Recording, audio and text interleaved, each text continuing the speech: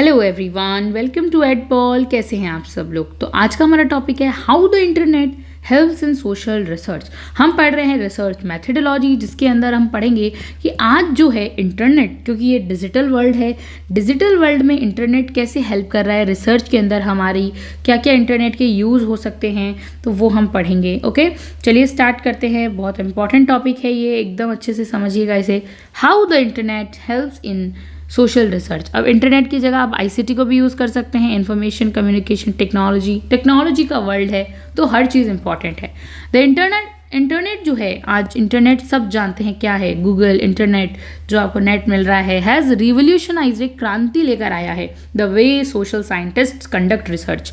इस चीज़ के अंदर पहले के लोग जो सोशल साइंस की रिसर्च करते थे, उस रिसर्च के अंदर जो ये इंटरनेट है वो एक बहुत ही क्रांति लेकर आया है, conduct research in the past. लेकिन जब हम इतिहास में जाते हैं, पास्ट की बात करते हैं, जो रिसर्चर्स होते थे वर limited by geography and physical resources.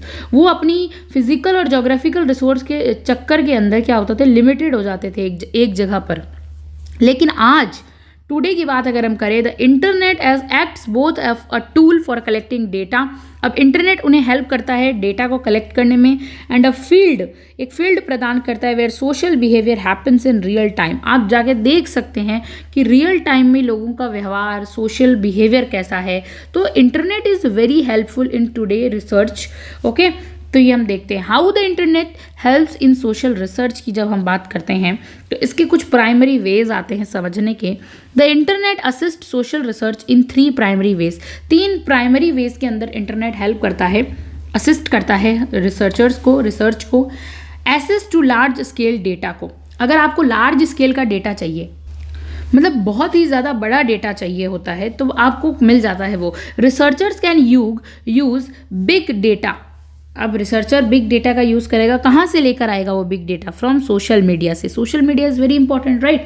Twitter, जिसको अब एक्स बोलते हैं, ट्विटर से, फेसबुक से, to analyse public opinion on a global scale. किसी भी ग्लोबल स्केल पर पब्लिक क्या सोच रही है, कहाँ से पता चलेगा? भाई फेसबुक से लोग जुड़े हुए रहते हैं, एक दूसरे से एक्स जुड़े हुए रहते हैं, उनकी आइडियोलॉजी का पता चलना, उनके ओपिनियन का पता चलना, सब ग्लोबल स्केल पे कहाँ से एनालाइज हो जाएगा? बिग डेटा, सोशल मीडिया से। तो access to large scale data मिल जाता है। रिमोट डेटा कलेक्शन, मतलब टूल्स लाइक ऑनलाइन सर्वेज हो जाते हैं आजकल, मतलब घर बैठे ही आप सब लोगों का सर्वे ले सकते हैं। वीडियो कॉल हो जाते हैं, इंटरव्यूज़ हो जाते हैं, जूम, स्काइप पे, ये सब नाम है कंपनीज जैसे जूम है ना, स्काइप पे, इन सब से बहुत अच्छा सर्वे मिल जाता है। And digital focus groups allow researcher, और ये जो डिजिटल फोकस ग्रुप होते हैं, जो डिजिटली काम कर रहे होते हैं, ऐसे ग्रुप्स रिसर्चर को अलाउ करते हैं to talk people across the world without travelling. कहीं आने जाने की ज़रूरत नहीं है। आप यहाँ बैठ के यूएसए के किसी बहुत ही अच्छे आदमी का अगर आपको इंटरव्यू लेना है, तो एक्सेस करके उनका आप इंटरव्यू ले सकते हैं। घर बैठे आपको सब कुछ पता चल जाएगा। आपको भाई यूएसए जाके ट्रैवलिंग करके इतना दिमाग ख़राब करने की ज़रूरत भी नहीं पड़ती है। तो इतना बढ़िया काम हो जाता है इससे, डिजिटल फोकस ग्रुप्स वगैरह से। फिर आता है digital ethnography. Researcher can observe. अब एथनोग्राफी के अंदर हम क्या होता है, एकदम अच्छे से ऑब्जर्व करते हैं ना, डीप उनके उसी ग्रुप में शामिल होके, पार्टिसिपेट करके। But researcher can observe online communities. अब जो है रिसर्चर ऑनलाइन कम्युनिटीज़ को भी बहुत अच्छे से देख सकता है, लाइक रेडिट ग्रुप्स और गेमिंग फॉर्म्स वगैरह जितने होते हैं, उन सब ग्रुप्स को, to understand how digital cultures form and evolve. देखने के लिए कि आज डिजिटल कल्चर कैसे, जो है डिजिटल कम्युनिटी है, कैसे इवॉल्व हो रही है। तो आप रेडिट ग्रुप्स होते हैं, गेमिंग ग्रुप्स होते हैं, अलग अलग तरीके के गेम फॉर्म्स होते हैं, उनको आप देख सकते हैं। तो ये डिजिटल एथनोग्राफी के लिए भी बहुत यूज़, 3 तरह से हमने पढ़ा। अब एडवांटेजेस पढ़ लेते हैं इंटरनेट बेस्ड सोशल रिसर्च के, क्या फ़ायदे होते हैं वो देखते हैं। Cost and time efficiency. Cost तो पहली बात पैसा वैसा, और टाइम, मतलब आपके पैसे और टाइम दोनों की बचत होती है इससे। कंडक्टिंग अ सर्वे ऑनलाइन, अगर आप कोई सर्वे ऑनलाइन कंडक्ट करते हो, इज़ सिग्निफिकेंटली चीपर, और वो सस्ता भी पड़ता है than printing thousands of paper. अगर आप कोई कॉन्फ्रेंस कर रहे हो ऑफलाइन, तो पहले तो आप उसके लिए थाउजेंड्स ऑफ पेपर छपवाओगे, बांटोगे, कलेक्ट करोगे, जो भी करोगे, तो इतना तो टाइम लगेगा, इतना ही पैसा लगता है। वहीं कोई सर्वे अगर ऑनलाइन कर रहे हो, चीपर, सस्ता पड़ता है, प्रिंटिंग नहीं करना पड़ता पेपर्स, और हायरिंग कोई टीम वीम को हायर नहीं करना पड़ता, डोर टू डोर इंटरव्यूज़ जाके नहीं लेने पड़ते आपको, लोगों के घरों में जाके एकदम दरवाजे पर, वैसा नहीं, कोई सिस्टम नहीं है। डेटा इज़ कलेक्टेड इंस्टेंटली, तुरंत डेटा डेटा मिल जाता है ना, and can be automatically organised. और आजकल तो इतने अच्छे से AI टूल्स आ चुके हैं कि सारा डेटा एकदम अच्छे से ऑर्गेनाइज्ड भी हो जाता है, इतना वो लगाने की भी ज़रूरत नहीं पड़ती है, मेहनत वगैरह। इनटू सॉफ्टवेयर फॉर एनालिसिस, तो डेटा इज कलेक्टेड इंस्टेंटली, तुरंत डेटा कलेक्ट हो जाता है, and can be automatically organised, और तुरंत ऑर्गेनाइज भी आप कर सकते हो, इनटू सॉफ्टवेयर बना सकते हो एनालिसिस करने के लिए, है ना। तो ये बहुत cost and time efficiency. Example के तौर पर researcher can send Google form link to 5000 people globally. आप एक रिसर्चर हो, ओके, आपको लोगों को गूगल फॉर्म भेजना है जिसको आपको भरवाना है लोगों से, तो 5000 लोगों को ग्लोबल, अक्रॉस द ग्लोबल भेज सकते हो, है ना, एट ज़ीरो कॉस्ट। पैसा भी नहीं लगेगा, ज़ीरो कॉस्ट रहेगा। तो क्या वो आप भेज दोगे उन्हें व्हाट्सएप से किसी भी चीज़ के उस लिंक पे, तो वो आपका फॉर्म भर देंगे, तो इससे आपको फ़ायदा मिलेगा, which would have taken months and $1000 via traditional mail.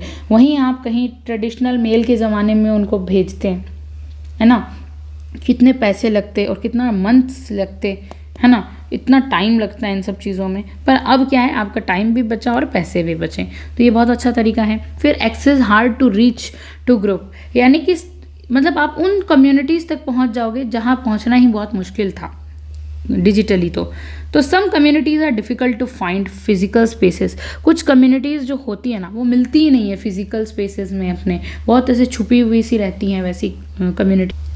तो क्या होगा, पीपल विद रेयर हॉबीज़, कुछ रेयर हॉबीज़ वाले लोग भी नहीं मिलते हैं, स्पेसिफिक मेडिकल कंडीशन जिनकी होती है वो नहीं मिलते हैं, और मार्जिनलाइज्ड पॉलिटिकल व्यूज़ वाले लोग भी नहीं मिलते हैं, है ना। तो these individuals often congruent in online forms, तो इस तरह के कॉन्ग्रेट इन ऑनलाइन फॉर्म्स, तो ऐसे लोग ऑनलाइन फॉर्म्स के माध्यम से आपको डेटा दे सकते हैं, तो बहुत आसानी हो जाती है इससे। आप वैसे लोगों तक जा सकते हो जो हार्ड टू रीच है, जहां उनके पास पहुंचना ही मुश्किल है, वैसे लोगों से भी आप डेटा ले सकते हो। Example, researcher studying rare autoimmune disease के बारे में रिसर्चर जो है स्टडी कर रहा है, एकदम ऑटोम्यून डिजीज़ के बारे में कोई स्टडी कर रहा है, can find a global community on specialised. तो अब वो क्या होगा, एक ग्लोबल कम्युनिटी से उसमें आता है संपर्क में, Facebook group more easily than searching in local hospitals. अब आप कहाँ लोकल हॉस्पिटल्स में ऐसी डिजीज़ का नाम लेके जाएंगे ढूंढने के लिए मरीजों को, इससे अच्छा आप ग्लोबल कम्युनिटी या फिर कोई एक ग्रुप बना हुआ है फेसबुक पे, वहीं आपको बहुत सारे लोग एक जगह पे मिल गए ऐसी डिजीज़ वाले, तो ये आपके लिए ईजी हो गया। तो वही वाली बात है। देन आता है रिड्यूस रिसर्चर बायस और एनोनिमिटी, मतलब इसमें रिसर्चर की जो बायस्ड है वो भी ख़त्म हो जाती है। कैसे ख़त्म हो जाती है, जो पार्टिसिपेंट है, जो आपकी रिसर्च का पार्टिसिपेंट है, जो भाग ले रहा है आपकी रिसर्च में, ऑफन फील मोर कंफर्टेबल, वो अब थोड़ा कंफर्टेबल फील करता है शेयरिंग सेंसिटिव और टैबू इन्फॉर्मेशंस, और बहुत ही ऐसी इन्फॉर्मेशन जो बहुत ही ज़्यादा सेंसिटिव है, जो किसी के सामने नहीं आनी चाहिए, वैसे उस टाइप की इन्फॉर्मेशन को शेयर करने में भी कंफर्टेबल रहता है। Information behind a screen than in a face to face interview, क्योंकि जो आप किसी को कॉल पे अपनी बातें बता रहे हैं, राइट, और नाम भी नहीं बता रहे हैं, जो रिसर्चर है आप उसको बस इन्फॉर्मेशन दे रहे हैं, नाम भी नहीं बता रहे, तो रिसर्चर जो है उसके लिए जो पार्टिसिपेंट है वो क्या हो गया, एनोनिमस हो गया, उसका नाम नहीं पता है पार्टिसिपेंट्स का। तो पार्टिसिपेंट आपको खुल के अपनी दिल की बात बता सकता है, उसकी जो घटनाएं हुई है वो बता सकता है। वहीं आप उसका फेस टू फेस इंटरव्यू लेंगे ना, वो उसके अंदर एक हेजिटेशंस रहेगी, आपके सामने वो खुल के अपनी बात नहीं कर सकता। तो वही वाली बात की गई है, this lead to more honest data regarding personal topics. तो यहाँ पर ये जो तरीका है, रिड्यूस रिसर्चर बायस कम हो जाएगी। एनोनिमिटी के कारण क्या होता है, ऑनेस्ट डेटा मिल जाता है आपको, क्योंकि रिगार्डिंग पर्सनल टॉपिक्स के रिलेटेड कोई ऑनेस्ट डेटा होता है ना, वो मिल जाता है इस रिसर्च में। और example, people are more likely to answer honestly about their private habits. People अपने प्राइवेट हैबिट्स के बारे में आसानी से बात कर सकते हैं, अगर उनको ये है कि मेरा नाम भी नहीं आ रहा, मेरा चेहरा भी कहीं रिवील नहीं हो रहा तो। और मेंटल हेल्थ स्ट्रगल्स के बारे में बता सकते हैं कि मुझे ये प्रॉब्लम है। In an anonymous online survey, अगर कोई एनोनिमस ऑनलाइन सर्वे होता है जहां आपका नाम रिवील नहीं होता है, तो खुल के वो अपनी बात बता सकते हैं। Than to a stranger sitting in front of them, वहीं कोई इंटरव्यूअर है जाके उनके साथ फेस टू फेस उनसे पूछ रहा है, तो हो सकता है वो फेस टू फेस में घबरा जाए, सेंसिटिविटाइज हो जाए, है ना, तो वो नहीं बताते हैं फिर। तो ये बहुत अच्छा तरीका है, इससे बायसनेस भी कम हो जाती है ना। Then real time data collection, the internet allow for a longitudinal tracking. अब इंटरनेट अलाउ करता है longitudinal tracking where you can see how an opinion changes day by day during a major event like an election और pandemic. तो देखिए क्या होता है, real time का जो है आपके पास डेटा आ जाता है। अब इंटरनल जो है लॉन्गिट्यूडनल ट्रैकिंग करता है, मतलब कहीं पे भी आप ओपिनियन चेंज होते रहते हैं आज लोगों के, कभी कुछ चेंज हो रहा है, opinion day by day change हो रहे हैं आज लोगों के। जब भी कोई ऐसा इवेंट हो जाता है उसके वजह से भी चेंज हो जाते हैं, कोई इलेक्शन आ गया तब अलग हो गया, महामारी आ गई तो अलग हो गया, है ना। तो वहाँ पे आप रियल टाइम का डेटा कलेक्ट कर सकते हो। अभी लोग क्या सोच रहे हैं इस सिचुएशन में, अभी क्या सोच रहे हैं, इलेक्शन के टाइम लोग क्या सोच रहे हैं, कोई बड़ी खतरनाक सिचुएशन आ गई देश में, उस समय उनकी वो क्या सोच है, उस टाइम का डेटा भी आपको मिल जाता है। ठीक है, ये हो गए एडवांटेजेस। अब हम चलते हैं डिसएडवांटेजेस की ओर, कि किसी भी चीज़ के डिसएडवांटेजेस भी होंगे। सबसे पहला डिसएडवांटेजेस क्या है इंटरनेट बेस्ड सोशल रिसर्च का। देखिए the digital divide, sampling biases आ जाता है इसमें। डिजिटल डिवाइड क्या होता है, not everyone is on the internet. अब सब लोग इंटरनेट पे तो है नहीं। अब आप उन लोगों का, कोई आदिवासी समूह है उसका डेटा ले रहे हैं, अब ज़रूरी है क्या उनके पास फ़ोन हो या डिजिटल चीज़ें हो या उनको उनका यूज़ करना आता हो। कोई बहुत अडल्ट लोग हैं उनको भी नहीं आता, बच्चे होते हैं उनको भी नहीं पता, तो ऐसे डिजिटल डिवाइड हो जाती है चीज़ें। तो ज़रूरी नहीं है सब लोग इंटरनेट पे अवेलेबल मिल जाए। और ओल्डर पॉपुलेशंस है, पीपल इन एक्सट्रीमली पॉवर्टी है, जो लोग गरीब है उनके पास कहाँ से इतनी सारे सामान आएगा। और those remote rural areas without connectivity, और ऐसे लोग जो एकदम दूर दराज क्षेत्रों में बैठे हैं, कोई कनेक्टिविटी नहीं है, कोई टावर नहीं है, तो उनका आप डेटा कैसे लेंगे भाई, वहाँ तक तो आपको जाना ही पड़ेगा, तो वो नहीं हो सकता। पॉवर्टी वाले इलाकों में जो लोग हैं उनका भी डेटा नहीं ले सकते आप। तो this means the sample might not represent the whole society. तो आप ये कह सकते हो जो आपका ये सैम्पल है ये भाई पूरी सोसाइटी के ऊपर फिट नहीं बैठता है। ओके, एग्जाम्पल से समझते हैं। If you only use an Instagram poll, अगर आप सिर्फ इंस्टाग्राम पोल के अकॉर्डिंग अपना डेटा ले रहे हो टू स्टडी नेशनल हैप्पीनेस, और ये देख रहे हो कि नेशनल हैप्पीनेस के तौर पर नेशन से हैप्पी कोई टॉपिक है उसके अकॉर्डिंग आप डेटा ले रहे हो सिर्फ इंस्टाग्राम पोल से, तो your result will be biased. तो आप क्या हो जाओगे, बायस्ड हो जाओगे, क्योंकि भाई आपने सिर्फ इंटरनेट का डेटा इंस्टाग्राम का डेटा उठाया है, फेसबुक का तो उठाया ही नहीं है आपने, व्हाट्सअप पे भी लोग हैं। तो ऐसी है, ज़रूरी नहीं है सब लोग इंस्टाग्राम अपने ऐप डाउनलोड करके इंस्टाग्राम चलाते होंगे, इट्स नॉट कंपल्सरी। ओके, तो your result will be biased, तब यहाँ पे आप बायस्ड पक्षपाती हो जाओगे टुवर्ड यंगर्स, ओनली यंगर्स का आप डेटा ले रहे हो। टेक सेवे यूजर्स इग्नोरिंग द एल्डरी, यहाँ पे आप सिर्फ टेक्निकल जो यूज़ कर रहे हैं ना उन लोगों के प्रति बायस्ड हो रहे हो, मतलब उनके ऊपर ध्यान दे रहे हो। इग्नोर किसको कर रहे हो, एल्डर लोगों को नहीं है भाई। बहुत सारे लोग, क्या बहुत ज़्यादातर लोग नहीं जानते इंस्टाग्राम होता क्या, इवन वो भी नहीं जानते। फिर हम बात करते हैं आइडेंटिटी वेरिफिकेशन इशू हो जाता है इन अ फिजिकल इंटरव्यू। जब आप फिजिकल इंटरव्यू आमने सामने फेस टू फेस बैठ के इंटरव्यू लेते हो, you know exactly who you are talking to, और आपको पता होता है आप किससे बात कर रहे हो। ठीक है, जब आप एक दूसरे के सामने बैठ के इंटरव्यू ले रहे हो, it is difficult to verify if a participant is being honest about their age. वहीं आप किसी से फ़ोन पे पूछ रहे हो तो आप कैसे पता करोगे वो जो फ़ोन वाला आदमी है वो अपनी करेक्ट एज बता रहा है, जेंडर बता रहा है, लोकेशन सही है, नहीं कर सकते, है ना।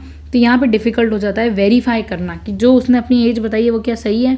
तो यहाँ पे ये दिक्कत आती है, आइडेंटिटी वेरिफिकेशन इशू हो जाता है। Examples, a teenager participating in a study about youth culture might actually be an adult pretending to be young.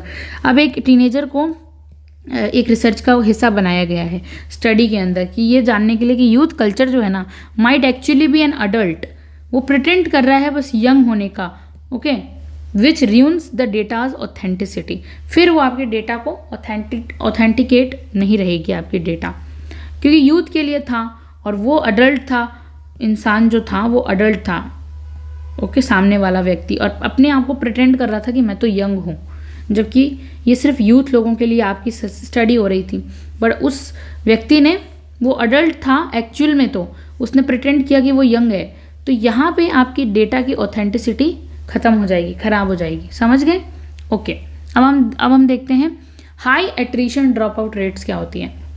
It is very easy for a participant to close a browser tab और ignore an email. आप भेज रहे हो Google form, email वीमेल जो भी भेज रहे हो, तो अब सामने वाला आदमी मतलब अगर कोई इंसान गूगल फॉर्म खोल के बैठा है, ब्राउज़र खोल के बैठा है, डेटा मतलब आपका आंसर दे रहा है ठीक है, लेकिन अचानक से उसका मूड किया, बंद करके रख दिया, तो बहुत आसान है उनके लिए भाई क्लोज कर देना ब्राउज़र और टैब को, इग्नोर कर देते हैं वो आपके ईमेल्स को, नहीं देते गूगल फॉर्म का जवाब, बोलते रह जाओ, बस ऐसा रहता है। तो online participants are much more likely to quit half way through a survey, वो बीच में ही छोड़ के चले जाते हैं आपके सर्वे को, compare to someone who are has committed to an in person meeting. लेकिन आप किसी से मिलते हो पर्सनली, फिर आप उससे डेटा लेते हो, तो आप पूरी देर उससे पूरा डेटा लेके ही उठेंगे। ऐसा होता है ना, हम इंटरव्यू करके ही उठते हैं, तो बस ये होता है। ऑनलाइन में मन किया तो देंगे, नहीं तो नहीं देंगे, हम अपना जो सवाल जवाब रहता है वो बस। एग्जाम्पल से समझते हैं कि a researcher might send out 1000 surveys but find that 700 people stopped answering after the first 3 questions because they got bored. 1000 survey भेजे आपने, अब 700 लोगों ने क्या किया, 700 लोग ना उन सर्वे का आंसर देते देते 3 क्वेश्चन में ही वो बोर हो गए, बहुत खतरनाक वाले बोर हो गए, बीच में छोड़ के चले गए। तो ये होता है। एथिकल एंड प्राइवेसी कंसर्न्स आ जाते हैं। Navigating consent online is tricky. अब किसी से आप एथिकली कंसेंट लेना ऑनलाइन बहुत ही ट्रिकी काम है, बहुत मुश्किल काम है। In a public tweet public data और does the researcher need permission to use it, और आप फिर उसे पब्लिक में डेटा के अंदर जो है यूज़ कर रहे हो, तो रिसर्चर के लिए परमिशन लेनी पड़ती है उसको। फिर आप उनका जो डेटा होता है वो कहीं यूज़ भी नहीं कर सकते हो। इससे क्या होता है, protecting the IP addresses and digital identities, इससे आपको उनकी डिजिटल आइडेंटिटीज़ पे भी खतरा रहता है। Participants from hackers is also major responsibility.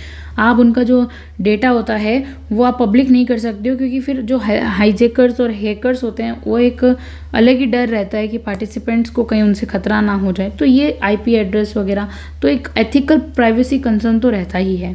If a researcher scrapes data from a private support forum, अगर कोई रिसर्चर ने कहीं से डेटा लिया है कोई प्राइवेट फॉर्म से विदाउट परमिशन, बिना किसी परमिशन के डेटा ले लिया, it is a major breach of research ethics. यहाँ पे रिसर्च एथिक्स का बर्च हुआ है, उल्लंघन हुआ है। Okay, even if the data is useful, भले ही डेटा कितना ही यूजफुल हो, अगर आपने डेटा को बिना परमिशन के लिया है, कहीं से भी स्क्रैप किया है, तो गलत है। क्योंकि किस चीज़ का बर्च हुआ है, बर्च हुआ है आपकी रिसर्च एथिक्स का। ठीक है। Lack of non verbal cues, इसके अंदर इन ऑनलाइन सर्वे जब भी आप लेते हो और टेक्स्ट बेस्ड चैट्स करते हो, तो the researcher misses out on body language. अब बॉडी लैंग्वेज मतलब नॉन वर्बल क्यूज़, मतलब होता है ना जो इमोशंस, फीलिंग्स, टोन, वॉइस, ये फेशियल के एक्सप्रेशन, वो सब मिस हो जाते हैं उसमें। वो बात नहीं रहती है जो एक हम कहते हैं ना पर्सन वर्ड टू वर्ड बात करता है, उसमें रहती है। तो नॉन वर्बल क्यूज़ मिस होना, टोन ऑफ वॉइस क्या थी, क्या पता वो जो ऑनलाइन में सर्वे में कुछ लिख रहा है या बता रहा है उसका मूड अलग हो रियल में, बस वो दिखाने को आपको अच्छा दिखा रहा है, ऐसा हो सकता है। उसके फेशियल एक्सप्रेशन से आपको पता चलता है, लेकिन अब नहीं हो सकता। Which are vital for understanding and emotions the behind the person's word. Psychology वगैरह में जब भी हम बात करते हैं ना काउंसलर वगैरह से, तो वो सामने बैठ के बात होते हैं उनसे, साइकोलॉजी वाले जो काउंसलर हैं उनको बहुत ज़्यादा पता चलता है। ऐसा नहीं है कि सर्वे से पता नहीं चलता है, लेकिन बहुत चीज़ें होती है जो हमारे नॉन वर्बल चीज़ें, जेस्चर्स बता देते हैं सामने वाले को, तो दैट इज़ ऑल्सो इम्पॉर्टेंट। तो ये इसके डिसएडवांटेजेस हैं। Thank you so much for watching this video.